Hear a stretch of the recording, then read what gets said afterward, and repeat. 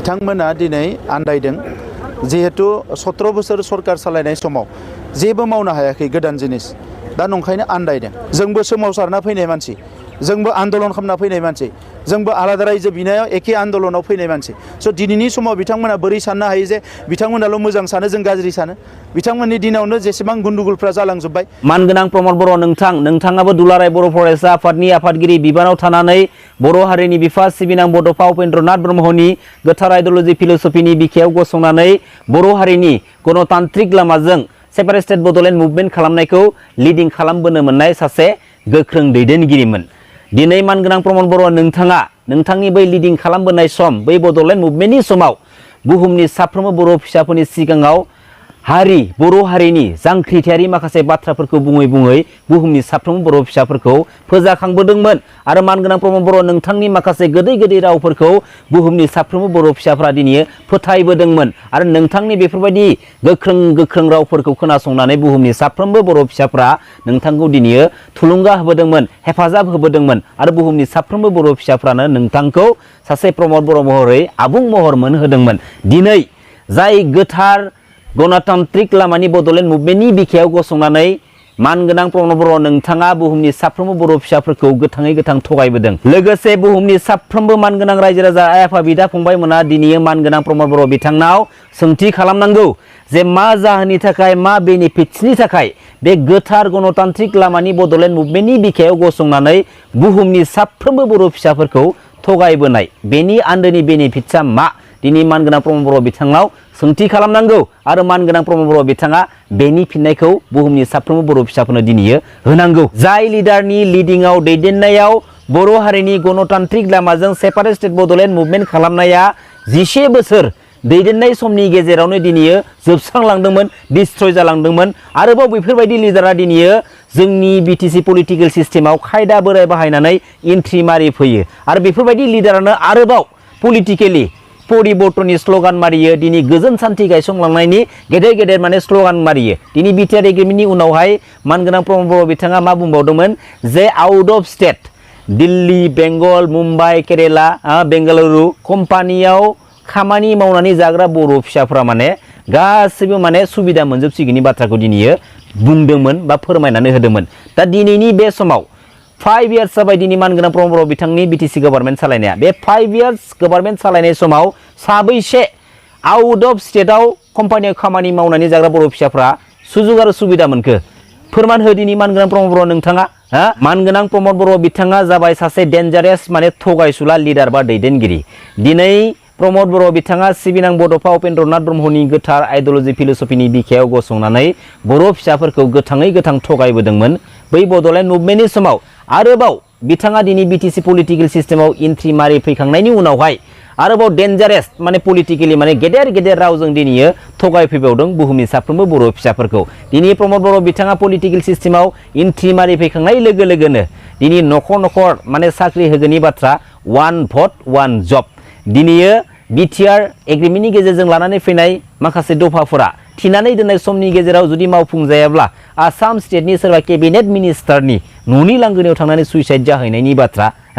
बेसे माने साननो गोनां बाथ्रा बेफोरबायदि बाथ्राफोरा दिनै गावनि पलिटिकेल सिट पावारखौ मोननो थाखायनो गावनि पलिटिकेल केरियारखौ गोख्रों खालामनो थाखायनो दिनै एसेबां थार्ड क्लास लेभेलनि थगायनाय पलिटिकेलि डार्टि इस्युखौ नोंथाङा दिनै बर' फिसाफोरनि बिखायाव गेलेगासिनो दंना आरो आपकामिं 2025 बिटिसि बिसायख'थिनि गेजेरजों दिनै मानगोनां प्रमद बर' बिथाङा सेम डार्टि माने इस्यु पलिटिकेल गेमखौ दिनै गेलेलांनो नाजादों। दिनै मानगोनां बुहुमनि साफ्रोमबो बर' फिसाफोर दिनै साग्रिद जानांगोन। दिनै जाय लिडारा जोंनि बुहुमनि साफ्रोमबो बर' फिसाफोरखौ बै बड'लेण्ड मुभमेन्टनि समावनो थगायबोखादों बेफोरबायदि लिडारखौ जोंनि बे बिटिसि पलिटिकेल सिस्टेमाव जुदि आरोबाव सापर्ट होनानै थुलुंगा होनानै जुदि गोजौआव दिखांबाय थायोना नाय ओरैबायदि मोनसे थासारियाव फैनांगोन जाय थासारिफोरखौ जोङो बेसेबांबा गोलाव माने गोजानाव जोङो गारबोखाबाय। मानगोनां प्रमद बर' नोंथाङा दि नोंथांनि पलिटिकेल केरियाराव मोनसे बाथ्राखौ जावले बुंबाय थायो जे थांनाय 17 yearsआव जेब्ला मानगोनां हाग्रामा महिलारि सारा बिटिसि गभर्नमेन्टखौ सालायबाय दंमोन बे सालायबाय थानाय समाव जोंनि गेजेराव जेसेबांखिनि माने दुंहाव दाङाबाजि गाज्रि थासारिफोरा जालांदोंमोन बैफोर जालांनाय जाथायफोरनि दायनिगिरिया टटेलि माने बै 17 years बिटिसि गभर्नमेन्ट सालायनायनि अर्थात मानगोनां हाग्रामा महिलारि सारनि बेफोरबायदि दायखौ जाबसिननो नाजाबाय थानाय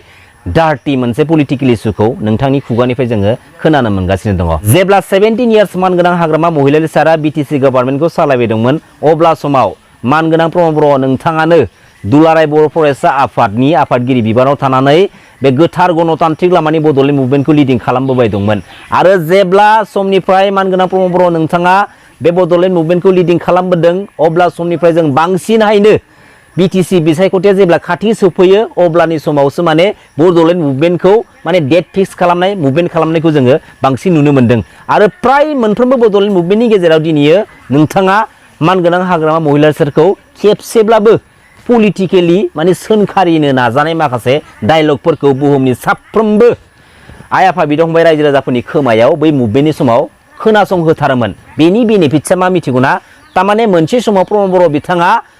बिटिसि पलिटिकेल सिस्टेमाव फैनायनि मोनसे प्लेन पलिसिखौ माने लाखाबायमोन जायनि थाखाय माखासे बिटिसि पलिटिकेल सिस्टेमनि पलिटिकेल इस्युखौ रिलेटेड खालामनानै रायजो राजानि खोमायाव बै मुभमेन्टनि समावनो एसे एसे सोनानै होखादोंमोन। दिनै बेफोरबायदि माखासे गेदेर फर्मुलाखौ बे बड'लेण्ड मुभमेन्टनि बिखायावनो मानगोनां प्रमद बर' बिथाङा दिनै लाखाबोदोंमोन। दिनै बेफोरबायदिनो दिनै बे बिटिआर एग्रिमेन्टनि दोहौजों रायजो राजाफोरखौ थगाय थसि खालामनानै बिटिसि पलिटिकेल सिस्टेमाव हाइ लेभेलनि मोनसे रेंक माने पस्ट पजिशन लानानै सिएमनि सिटखौ आवग्रिनो दिनै बिथाङा सिमां सुजुदोंमोन। दिनै बिथाङा जेरैबायदि सिमां सुजुदों एरैबायदिनो दिनै रायजो राजाफोरजों माने नायफिनजादिया जोबोद लासिं सिंनि बाथ्रा। आदानि कम्पानिनो हा होनायनि सायाव दिनै मानगोनां प्रमद बर' बिथांमोन बायदि सानैसो दैदेनगिरिफ्रा एसेबां माने इन्टारेस्टिं थैथां नांथाबनानै बाथ्रा बुंबाय थानायखौ बा खामानि मावनो नाजाबाय थानायखौ दिनै नुनो मोनगासिनो दङ। दिनै मानगोनां प्रमद बर' बिथाङा मा बुंदों जे आदानि कम्पानिनि पावार प्रजेक्टआ बेवहाय गायसनजायोब्ला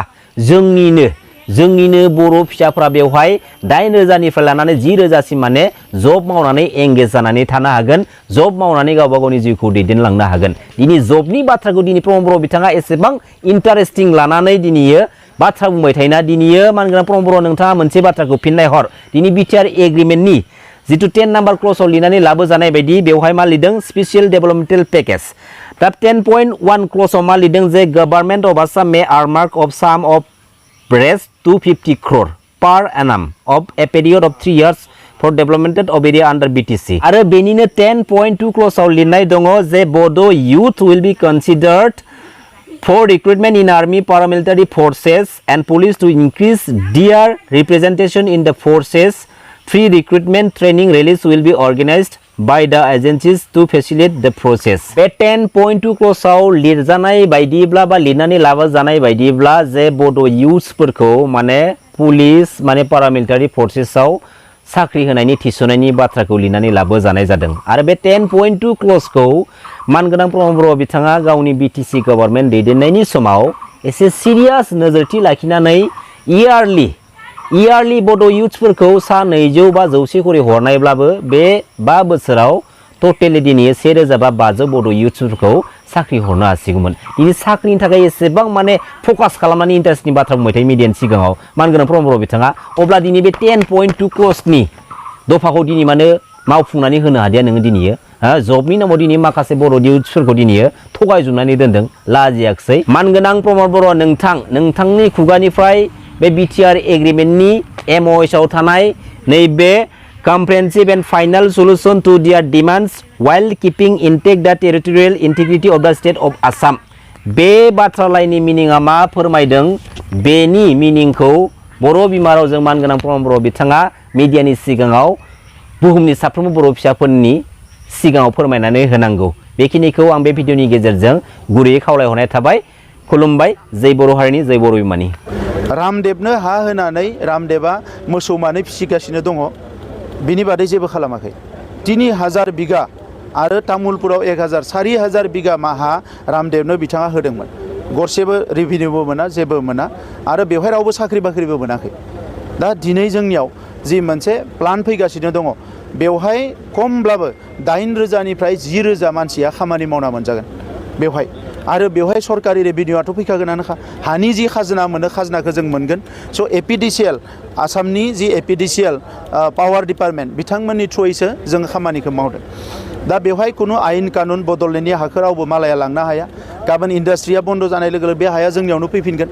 जोङो गासैखौबो स्ट्रिक्ट रुलखौ फल' खालामनानै 6 सिडिउलनि आयेनखौ मानिनानैसो सोरनोबा जुदि हा एलटमेन्ट होयोबा हा लिजाव होयोबा बेखौ होनाय जायो बिथांमोननि दिनाव बे आयेन कानुनफोरखौ बिथांमोना सिरियासलि नायामोन जायनि थाखाय दिनै एपिलेट अथरिटि हानि लास्ट जाय अथरिटि हा सेटेलमेन्ट खालामनाय बे एपिलेट अथरिटि बेखौबो हाग्रामा महिलारिनि दिनाव खालामनाय जायाखैमोन दा नंखायनो दिनै भटनि थाखाय भटनि सार्थआव बिपिएफनि सानैसो मानसिफ्रा बेखौ पलिटिलाइज खालामदों किन्तु जोंनि जे फैगौ समाव हाजार हाजार मानसिफ्रा मावनानै मोनजागोन दिनै पर्बतजरा ओनसोलाव गुरुदेबनि जायगा बेखौ डेभेलप खालामनांगौ बेखौ प्रिजार्भ खालामनांगौ प्रटेक्ट खालामनांगौ एनक्रोचमेन्ट जादों बेफोरखौ जों मिथिगौ किन्तु दिनैनि समाव बिथांमोना जाय बुंदों हाजार हाजार मानसि हाजार हाजार बिगा आवग्रिनानै सोरबा सोरबाया साहा बागान गायनानै दङ नाथाय गोरिब गुन्द्रानि खोथाखौ सानाखै दिनै जे इन्डास्ट्रि मोनसे फैनाय लोगो लोगो गोरिब गुन्द्राया मावना मोनजागोन सालाकाटिया दिनै इन्डास्ट्रि दङ खाथि खालानि मानसिफ्रा मावनानै मोनजादों बिआरपिएलआव इन्डास्ट्रि दङ खाथि खालानि मानसिफ्रा मावनानै मोनजादों आरो बे बिआरपिएल आरो सालाकाटिनिखि डाबल ट्रिपल गिदिर